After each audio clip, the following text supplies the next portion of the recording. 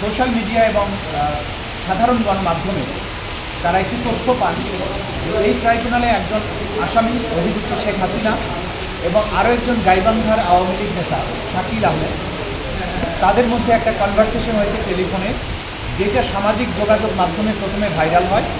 পরবর্তীতে ওই কথাগুলোর ভিত্তিতে প্রিন্ট মিডিয়াগুলোতে অনেকগুলো নিউজ প্রকাশিত হয়, যেখানে দেখা যাচ্ছে সেই কনভারসেশনে আসামি অপোজিট পার্টি শেখ হাসিনা শাকিল আহমেদ সাহেবের সাথে কথা বলছেন যে আমার বিরুদ্ধে সারা বাংলাদেশে যে 226টা মামলা হয়েছে, যারা এই মামলাগুলো করেছে তাদেরকে মারার আমি লাইসেন্স পেয়ে গেছি এবং এদের বাড়িঘর ভাঙচুর করার জন্য তিনি নির্দেশ দেন যে তাদের বাড়িঘর যেন কারো অক্ষত না থাকে এবং একই সাথে তিনি পুলিশ কর্মকর্তাদের উদ্দেশ্যে একটা হুমকি দেন যে তারা যেন মনে রাখে যে তাদেরকে ভবিষ্যতেও চাকরি করতে হবে।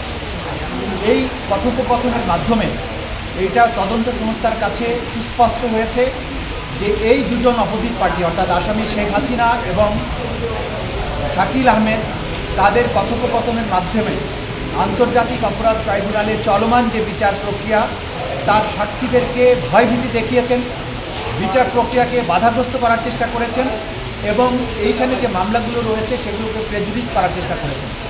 তার প্রেক্ষিতে তিনি মনে করেন, তদন্তকারী কর্মকর্তা মনে করেছেন যে এটার বিরুদ্ধে আইনগত ব্যবস্থা গ্রহণ করা না হলে সাক্ষীরা এই মামলায় সাক্ষ্য প্রদান করতে ভয় পাবেন এবং এই মামলার বিচার এবং তদন্ত প্রক্রিয়া বাধাগ্রস্ত হবে। তারই প্রেক্ষিতে তাদের এই কনভারসেশনটা এটা সিআইডির ফরেন্সিক ল্যাবরেটরিতে পরীক্ষার জন্য পাঠানো হয়। পরীক্ষা করে সিআইডি মতামত দেয় যে এই কথোপকথনটি শেখ হাসিনা এবং শাকিল আহমেদের মধ্যেই হয়েছে, এটা বানানো কোনো কনভারসেশন নয় এবং এটা এআই জেনারেটেড নয়।